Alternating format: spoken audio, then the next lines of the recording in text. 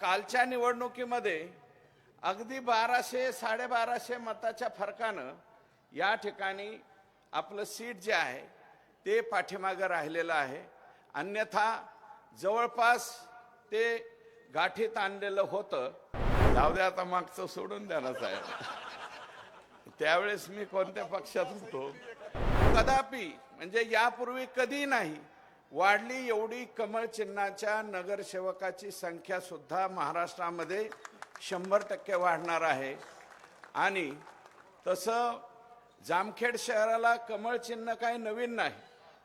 माननीय रामभाऊ शिंदे साहेबांनी फार वर्षापासून अगोदर कमळ चिन्ह नव्हतं, म्हणजे सदाशिवराव लोखंडे साहेबांपासून नंतर रामभाऊ शिंदे साहेबांच्या म्हणजे जवळजवळ 25 वेळा या मतदारसंघाने कमळ या चिन्हाला या ठिकाणाहून निवडून दिलेलं आहे.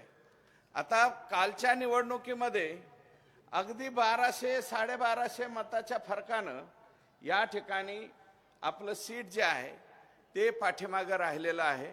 अन्यथा जवळपास ते गाठीत आणलेलं होतं.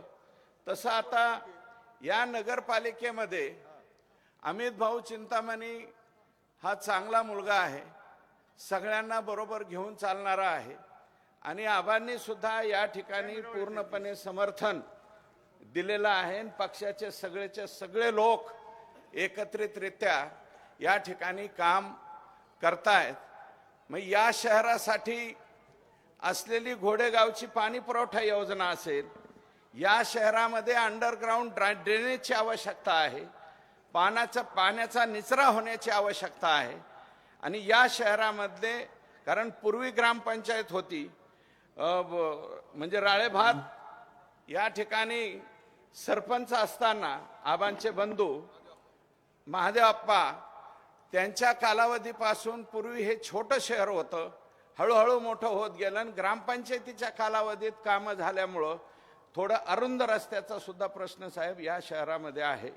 आणि या अरुंद रस्त्याच्या बाबतीत सुद्धा नगरपालिका जाऊ द्या, आता मागचं सोडून द्या ना साहेब. त्यावेळेस मी कोणत्या पक्षात होतो?